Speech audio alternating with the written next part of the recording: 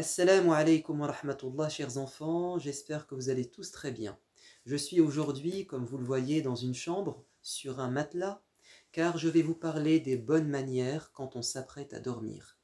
Qu'est-ce que votre belle religion, l'islam, vous enseigne comme règle de politesse quand vous allez vous coucher ou bien quand vous vous réveillez? Pour répondre à ces questions, accueillons chaleureusement deux beaux enfants, Shahin et Nusaïba. Soyez les bienvenus. Shahin et Nusaïba, Allah Azza wa Jal vous a fait un grand cadeau lorsqu'il vous permet de dormir la nuit. Allah nous dit dans le Coran وَجَعَلْنَا نَوْمَكُمْ سُبَاتًا. La nuit, le sommeil est un repos pour vous. وَجَعَلْنَا اللَّيْلَ لِبَاسًا. Et la nuit, c'est comme un vêtement pour vous. Elle vous enveloppe, elle vous tient au chaud, elle vous permet de vous protéger, de vous reposer. وَجَعَلْنَا النَّهَارَ مَعَاشًا. Et la journée, c'est un moment de travail, d'activité. Pour pouvoir être en forme et bien travailler, bien apprendre, se concentrer, être productif, il faut au préalable, durant la nuit, passer une bonne nuit de sommeil. Vous savez, ce sommeil, il vous permet de vous nettoyer votre corps, votre organisme qui a emmagasiné durant la journée beaucoup de déchets, de toxines. Bien dormir, c'est être propre dans notre corps. Et puis également, votre cerveau apprend beaucoup de choses. Il reçoit beaucoup d'informations, vous entendez beaucoup de choses que retient votre cerveau, vous voyez beaucoup d'images. Et pour que votre cerveau ne soit pas trop encombré, il se vide, il fait un tri pendant votre sommeil. Vous avez de la chance si, quand vous posez votre tête sur votre oreiller, vous vous endormez. Car certaines personnes ont du mal à trouver le sommeil. Et lorsqu'elles dorment, parfois elles ont un sommeil qui est troublé, perturbé, à cause de cauchemars, ou bien ils ont du mal à respirer, ou bien il y a du bruit dans la rue. Alors, quand tu t'apprêtes à dormir, qu'est-ce que tu es invité à faire? Si tu en es capable, fais tes ablutions. Car à chaque fois que dans ton lit tu vas te retourner pour dormir, en dormant, il y aura un ange qui te fera des invocations.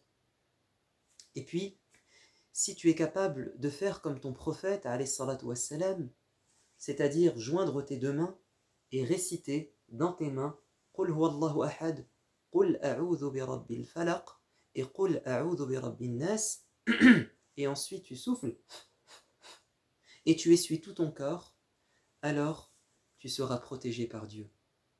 Et puis également, ne te couche pas sur le ventre, ne dors pas sur le ventre, c'est pas bon pour ton corps. Et un compagnon était un jour dans cette position dans la mosquée, allongé sur son ventre, et il a senti qu'une personne avec son pied le bougeait. Et il a vu que c'était le prophète. Il lui a dit, c'est une posture, une position que Dieu n'aime pas. Couche-toi sur le côté droit ou sur le dos, c'est la meilleure position que tu pourrais avoir. Et puis, ne te couche pas trop tard, car le sommeil qui est bénéfique pour ton corps, qui est réparateur, c'est celui qui est le plus tôt possible. Il vaut mieux se coucher tôt et se réveiller tôt que de se coucher tard et faire une grasse matinée, évidemment.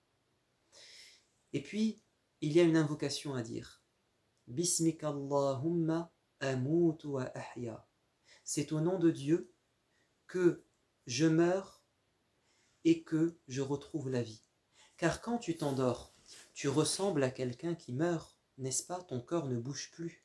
Bon, tu n'es pas vraiment mort, réellement. Pourquoi? Parce que tu respires, parce que ton cœur bat, et puis surtout parce que si tu n'entends rien et tu ne vois rien à l'extérieur, puisque tes yeux sont fermés, mais qu'est-ce que tu vis durant ton sommeil? Tu vis certaines choses, tu ressens des choses à travers les rêves. C'est quoi un rêve?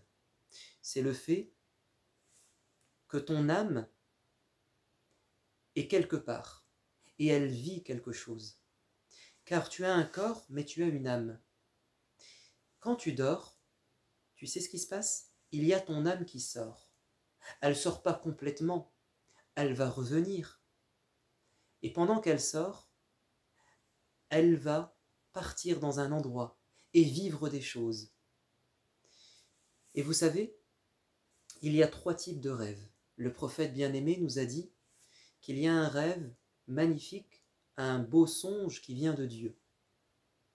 Ce sont les belles choses que l'on voit et parfois ce sont des choses qui vont se réaliser, des rêves prémonitoires. Ce sont des cadeaux de Dieu. Ou bien, le contraire, un rêve, un cauchemar, un rêve qui nous attriste, qui nous fait peur, qui vient du diable. Alors si durant ton sommeil tu es réveillé brusquement par un cauchemar, tourne ta tête vers la gauche, souffle 3 fois et dis A'udhu billahi minash shaytanir rajim. Ya Allah, protège-moi de ce diable. Et ne t'inquiète pas, il ne se passera rien. Et ne raconte pas trop tes cauchemars, sauf peut-être à tes parents si tu es inquiet, comme Youssouf, quand il a fait un rêve qui le perturbait, s'est confié à son père. Et puis le troisième type de rêve, c'est un rêve normal, c'est le fruit de l'inconscient, c'est ton cerveau qui s'exprime, ou bien parfois c'est des choses que tu as vécues durant la journée et qui reviennent, ou bien tu as peur de quelque chose et tu te vois en train de le faire. Par exemple, le lendemain, tu vas partir à l'école faire un examen, une évaluation, un contrôle, et dans ton rêve, tu es en train de passer ton contrôle. Alors, quand on se réveille, y a-t-il un bon comportement? Oui. Quand on se réveille, il est bien de dire des choses qui plaisent à Dieu. Bismillah. Ou bien dire Alhamdulillah alladhi ahyani ba'dama amatani wa ilayhi nushur. Merci à Allah de m'avoir rendu mon âme après me l'avoir retirée. Ya Allah, merci de m'avoir donné la vie car j'étais comme mort. Et un jour je reviendrai vers toi, Ya Allah. Vous savez pourquoi il est bien de dire ces belles paroles? Parce que avant de dormir, le diable s'approche. Et il a, lui, un souhait. C'est que tu ne te réveilles pas à l'heure de la prière. Alors évidemment, si tu es tout petit, Shahin et Nusaïba, tu n'es pas obligé de prier. Le diable ne viendra pas t'embêter. Mais moi, par exemple, qui suis grand, Allah m'a demandé de me réveiller le matin tôt et de faire une prière qui s'appelle la prière de l'Fajr ou de Subh. Et le diable veut m'empêcher. Alors vous savez ce que nous a dit le prophète? Il nous a dit que le shaitan fait 3 nœuds. Il prend une corde, il fait 3 nœuds, et il dit « J'espère que ta nuit sera longue, que tu feras une grasse matinée, que tu ne te réveilleras pas pour prier. Mais si en me réveillant je dis « Bismillah », je dis « Alhamdulillah alladhi ahyani ba'dama amatani wa ilayhi nushur », l'invocation, il y a un nœud qui disparaît. Et si je fais mes ablutions, le deuxième nœud disparaît. Et si je fais ma prière, il n'y a plus de nœud. Et vous savez ce qui se passe? Je suis en pleine forme. Et je suis de bonne humeur. Et si je ne me réveille pas pour prier le Fajr, je vais me réveiller, bien sûr, mais je serai de mauvaise humeur. Ça n'ira pas bien. Alors écoutez bien, Allah Azza wa Jal, pendant que vous dormez, il s'occupe de vous. Parce que quand tu dors, tu n'es plus conscient. Tu es télécommandé par Allah. C'est lui qui fait battre ton cœur. C'est lui qui te fait respirer. Tu ne commandes plus rien. Il y a une belle histoire dans le Coran. C'est l'histoire des 7 jeunes qui sont partis dans une grotte. Ils sont partis se cacher dans une grotte parce que on voulait leur faire du mal. Et Allah les a plongés dans un sommeil qui va durer des centaines d'années. 300 ans ou 309 ans.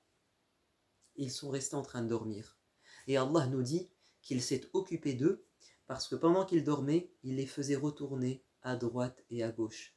Parce que quand tu dors, si tu restes sur le même côté, tu vas attraper des démangeaisons, peut-être des escarres, c'est-à-dire une maladie dans ta peau. Ton corps a besoin de bouger. Et Allah a fait bouger ces gens pendant les 3 siècles durant lesquels ils ont dormi. Et quand ils se sont réveillés, ils pensaient n'avoir dormi qu'une journée ou une demi-journée. Ils n'ont pas senti le temps passer. Parce que quand tu dors, tu n'as pas conscience du temps. Tu ne sais pas combien de temps tu as vraiment dormi. Tu ne sens pas le temps passer.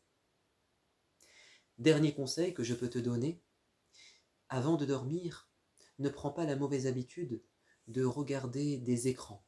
Parce que les lumières bleues qui sortent des écrans excitent ton cerveau. Ils vont t'empêcher de bien dormir. Par contre, si tu es capable de lire un livre avant de dormir, ou de lire le Coran, alors ça t'aidera à bien dormir, à avoir un sommeil apaisé. Alors Shahin et Nusaïba, j'espère que vous avez appris de belles choses et que vous allez les mettre en pratique. Mais que signifient vos prénoms? Alors Shahin, tu as un très beau prénom. C'est un prénom qui signifie dans la langue des Perses un roi. Quelqu'un qui a beaucoup de pouvoir, qui est riche, qui est respecté, honoré par les gens. Et ça signifie maintenant dans la langue arabe un rapace, c'est-à-dire un faucon pèlerin. Ce sont ces oiseaux qui ont un bec crochu, qui ont des griffes et qui chassent les lièvres, les serpents ou parfois d'autres oiseaux ou des poissons. Regardez quelques photos de Shahin, c'est-à-dire le rapace. Voilà à quoi ressemble un Shahin en arabe, c'est-à-dire un rapace. Alors Shahin, j'espère que tu seras aussi valeureux, courageux et que dans ta vie, tu voleras très haut, comme l'indique ton nom. Quant à Nusaïba, ton nom est aussi magnifique, car ça vient de Nasib, qui signifie une personne qui est honorée, qui a une grande famille, issue d'une noble famille, qui a des ancêtres très importants. Vous avez tous les deux de très beaux prénoms, soyez-en fiers, et surtout, apprenez à bien dormir et à bien vous réveiller. Wassalamu alaikum wa rahmatullah.